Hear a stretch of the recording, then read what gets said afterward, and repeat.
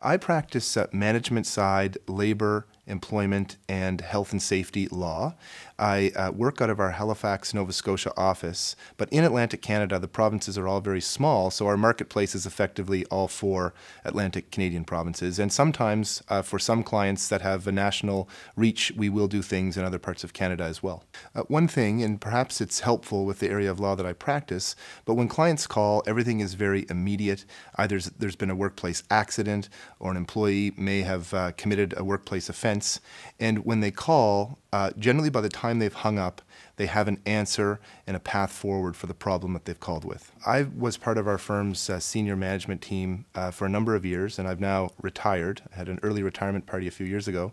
One of the key initiatives that I was involved in, which meant a lot to me a number of years ago, was to kind of formalize and increase our firm's diversity profile.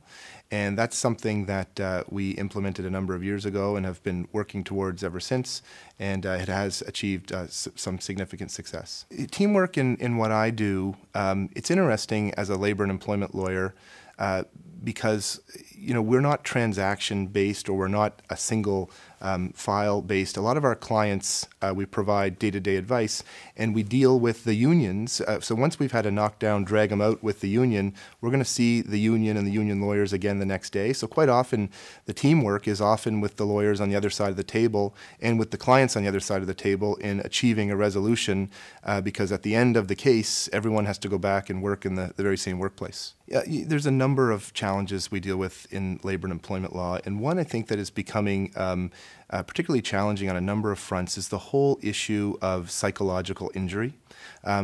Employers are very good at dealing with injuries that you can see on a CT scan or on an X-ray, but when it comes to someone who's got a psychological issue, that creates challenges for workers' compensation coverage, it creates challenges for accommodation, and so that's something that as labor and employment lawyers we're faced with and challenged with on a daily basis. At our firm, we have a strong mentoring program, and so I have had some very good mentors over the years, but I think one of the things that I've take pride in is every year I do mentor students and clerks and try and pass on a little bit of knowledge that I've gained in my years at the firm and in practice so far, and that's something that I find very rewarding.